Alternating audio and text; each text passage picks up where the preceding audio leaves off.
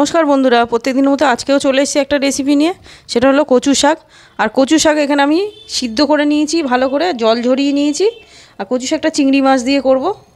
কচু শাকের সাথে চিংড়ি মাছ দিয়ে করব, তার জন্য এখানে চিংড়ি মাছ কেটে বেছে ধুয়ে নুন হলুদ মাখিয়ে নিয়েছি। তেল গরম হয়ে গেছে, এখন চিংড়ি মাছগুলোকে দিয়ে দেবো, দিয়ে ভেজে নেবো ভালো করে। তো চিংড়ি মাছটাকে খুব ভালো করে ভেজে নিতে হবে।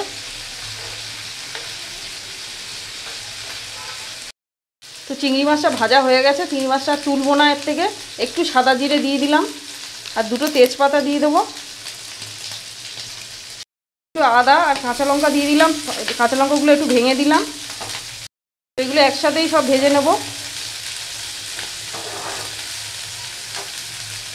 পরিমাণ মতো একটু জিরের গুঁড়ো দিয়ে দিলাম, অল্প করে একটু নুন দিয়ে দিলাম, তো পরিমাণ মতো হলুদ দিয়ে দিলাম, দিয়ে একটু কষিয়ে নেব। এখন কচু শাকটাকে দিয়ে দেবো। কচু শাকটা একদম সিদ্ধ করে জল ঝরিয়ে রেখে দিয়েছিলাম, খুব সুন্দর সিদ্ধ হয়ে গেছে। খুব নেড়ে চেড়ে এটাকে শুকাতে হবে একদম। অনেকটাই শুকিয়ে এসছে। এখন আমি 1 চামচ চিনি দিয়ে দিলাম। তো আরও কিছুক্ষণ হবে এটা, কারণ নেড়ে নেড়ে একদম শুকাতে হবে। কচু শাক যত শুকনো হবে তত খেতে ভালো লাগবে। তো দেখতেই পাচ্ছেন কচু শাক একদম রেডি হয়ে গেছে। এবার নামিয়ে নেব। খুবই সুন্দর হয়েছে, একদম শুকিয়ে গেছে।